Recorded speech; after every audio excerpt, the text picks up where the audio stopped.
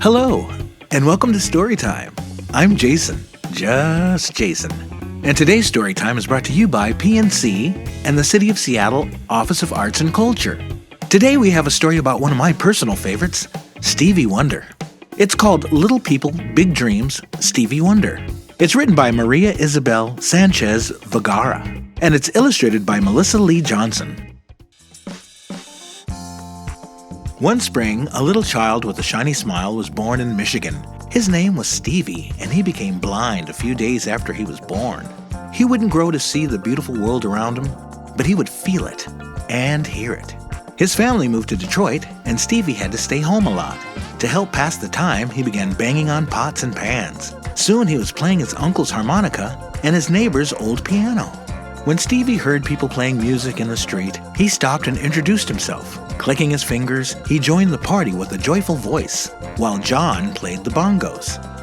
He was just 11 years old when he signed his first music contract with Motown, a label working with his favorite African-American artists. Everyone was so amazed by his talent that they named him Little Stevie Wonder. As a member of the Motown Revue Tour, Stevie crossed the country in a ramshackle bus, composing songs on the road. He was always the first to go on stage and went to bed straight after his performance. He became the youngest artist ever to top the charts with a tune called Fingertips. Stevie also wrote countless songs about love, peace, and all the things that are worth having in the world. They were full of groove and fun melodies. For years, he had a tutor named Ted, who wisely guided him. Ted also had limited eyesight and loved music as much as Stevie did. He wrote a few songs, too. One of them ended up being a hit on one of Stevie's albums. When Stevie's first daughter, Aisha, was born, he celebrated it with Isn't She Lovely?, a song made with the pure love of a happy father.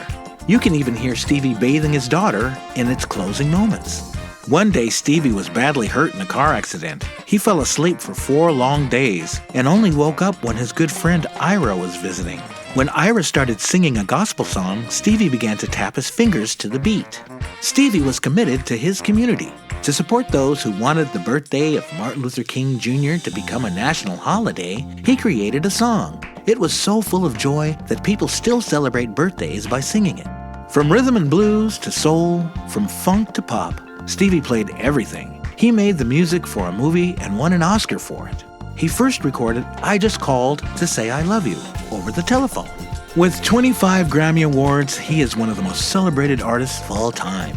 Stevie was also named Messenger of Peace by the United Nations and helped improve the lives of people with sensory, mental, and physical conditions. And looking back at all the good friends and great songs he's made through the years, you can tell that little Stevie isn't just an amazing musician, but a person whose joy can be felt by anyone who sings along with him. Happy birthday to ya. That's one of my favorite Stevie Wonder songs. Stevie Wonder's not only a great musician, but he's a great inspiration to the world. Have you heard his music?